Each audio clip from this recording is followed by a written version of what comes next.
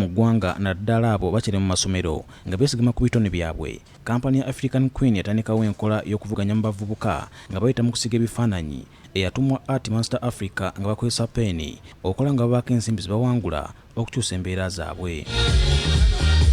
Enteekateeka eno etabamu abavubuka abawerera ddala kakaaga mu Africa era nga gye byaggweredde nga abavubuka babiri okuli Eric Gayi ne Asha Bagabito be banywedde mu bannaabwe akendo era olwaleero bano bakwasiddwa ebirabo eby'enjawulo okubadde n'ensimbi.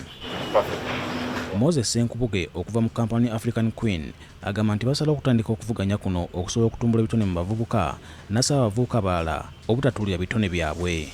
Abantu abamanyiddwa okuba ab'olulango mu art batuula ng'ogasseeko n'abo abawangula emyaka egiyise ne batunuulira entries ezo oba abantu abavuganya mu competition eno ne basunsulamu ne balondamu gwe balaba nti ajjeeyo endowooza ye n'agissa mu kifaananyi nga oboolyawo kikwatagana n'ebiseera bino bye tulimu naddala. Eric Gayi ne Asha Bagabito basiimye enteekateeka eno gye bagambye nti ekyusiza embeera zaabwe. Just kuba kyolaba nti kyekirungi mu mejale okuba ekirungi gy'oli kiba kirungi eri abalala bangi b'otamanyi, so mejale kuba ekirungi kiteekeyo kisubmitinge mu budde bo bajaji bajja laba era kiba kirungi obviously obojja wangula. So guno mukisa munene nnyo kubanga nze East Africa essaawa zino flag era munaye njiwanise.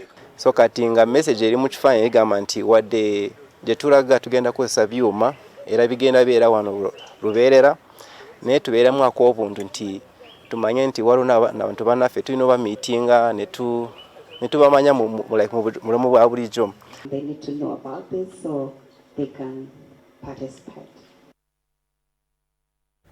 Kale n'olw'ensonga eyo buli muntu yenna Katonda abeerako n'ekirabo ekyo kye yamukwekamu munda mu ye nga